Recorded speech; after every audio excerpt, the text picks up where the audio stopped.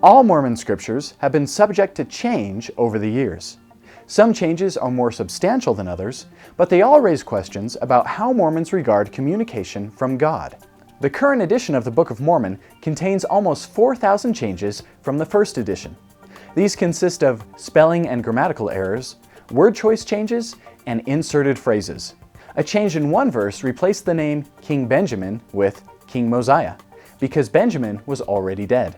These changes would be considered relatively minor if it weren't for the claims that the Book of Mormon was given by God word for word from the golden plates, and that it was the most correct of any book on earth.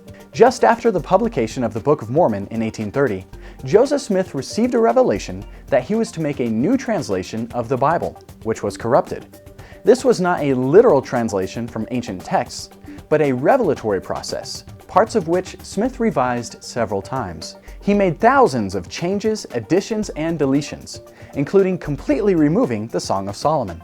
Some of the passages that he added suffered from the same kind of anachronisms found in the Book of Mormon, including quoting from the New Testament over 1,000 years before it had been written. But the most important changes he made were to make the Bible explicitly teach unique Mormon doctrines about baptism, the afterlife, and the priesthood, among others. He rewrote verses that originally said that no man can see God because he had claimed to have seen God.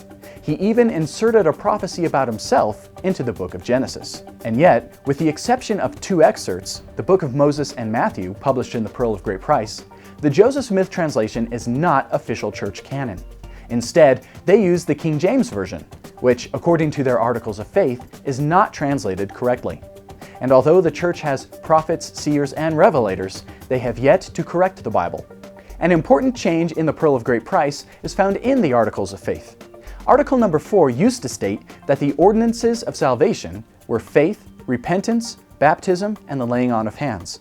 By 1902, this was changed to say that these were only the first principles of the gospel.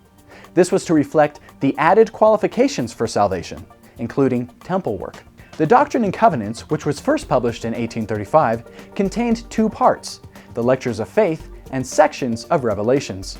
In 1921, the Lectures of Faith, which taught conflicting views of God, were removed. The revelation in Doctrine and Covenants section 5 was originally published saying that Smith would receive no other gift than the ability to translate the Book of Mormon. A few years later, it was changed to say that this was only his first gift, and he would receive others. Section 7 was supposedly translated from a parchment written by the hand of the Apostle John. But over 100 words were added to the middle of the text from the time it was first published, begging the question as to whether or not those words were actually on the parchment. And finally, in 1876, Section 101, which explicitly prohibited polygamy, was removed and replaced with Section 132, which allowed polygamy. Mormons explain away changes by saying that prophets can make mistakes, and God changes his mind.